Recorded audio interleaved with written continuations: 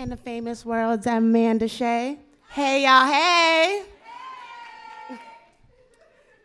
So I'm new to this. I'm a little nervous. I got butterflies, so amp me up real quick.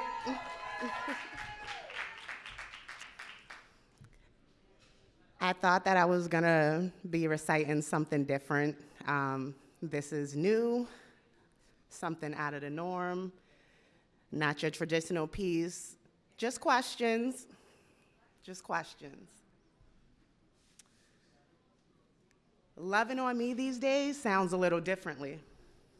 It's making sure that you know yourself physically, emotionally, and mentally. Asking yourself, do you know your heart? Do you know your worth?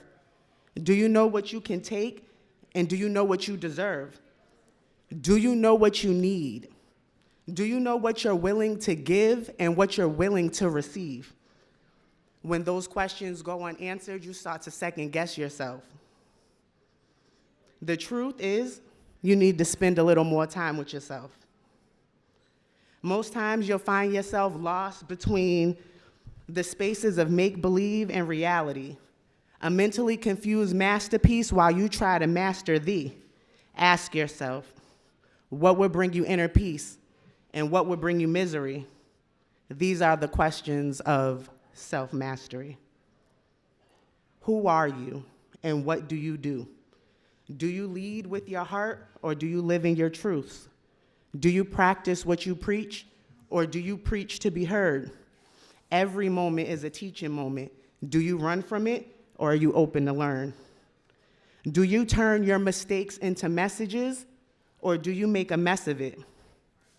What's your passion and what's your poison? And do you know the difference between the two? If you knew it was poison, would you still bite the passion fruit? Are you disciplined or unruly? Do you seek control in every aspect of your life, or do you sit back and watch it like a movie? How do you see your future? If you were given two options, how would you choose up? The truth or the lie? Virtue or the bribe? The book or the knife? To live or to die? Never to have lived at all? Who are you? Who am I? Do you seek lessons in the guide or guidance from the lessons? Always finding disapproval in your blessings or false answers during testing? Or do you test them? Questions. What do you bring to the table of gratitude? Are you a seeker of higher self, the magnitude of altitude? How do you value you? How are your values viewed? Bad fortune or algorithm? Are you the type to hold back out of fear or step out on faith, embracing the dare?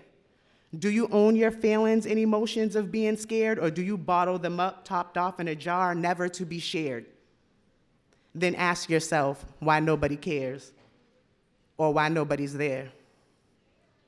Is it because we're too afraid to share a part of us that's so vulnerable? But vulnerable doesn't mean weak. It means your voice may crack up when you speak. Are you the type to speak anyways until the crack clears up? Or do you close open doors in hopes that they open back up, or in hopes that they never shut, getting stuck on the possibilities slightly ajar, like the relationships we tend to have with ourselves, our money, our cars? What's your language? What strings are to be pulled? What's your ranges? What does it sound like when the symphony plays your playlist? Constant changes. Do you embrace it? What's the rhythm of your soul? Do you get hip and then hop out on what you know? When things rock, do you roll, or do you turn the party into a disco, dancing around the possibility of actually knowing yourself? The show's about to start. Do the flutters of nervousness make you leave, or do you take your seat? Listening to the tune in your head that keeps playing over and over and over again. What's your beat?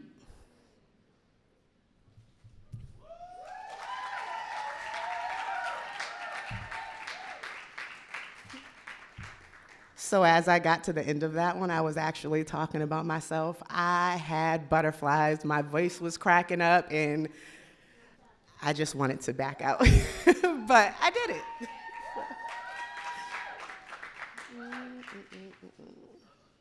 All right, so my next piece is something that I just woke up and wrote. It just came to me, and I'm not good at this memorizing stuff, so. Woke up this morning with an itch in my throat.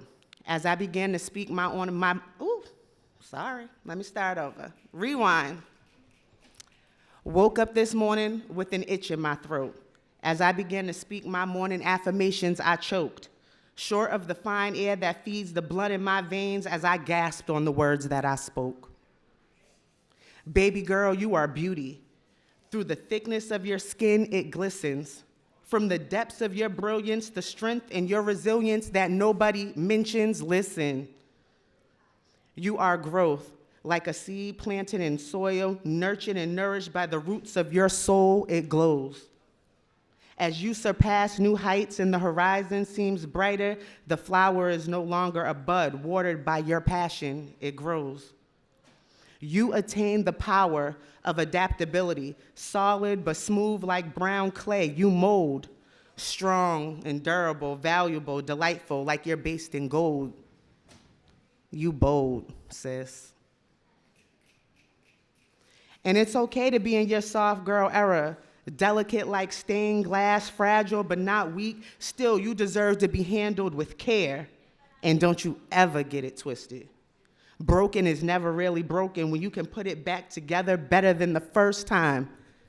We can fix it. Yeah, it all sounded good this morning, but it didn't quite resonate. It wasn't sticking, and I didn't believe the words that I mentioned, and trust me, that wasn't my intentions. I was trying to big myself up in preparation of my day. It sounded like magic, but it sure didn't feel that way. I thought that was the power of affirmations, to make me feel worthy. But it doesn't work if you don't stand firm and affirm on what you say and stop playing. Say what you mean and mean what you say.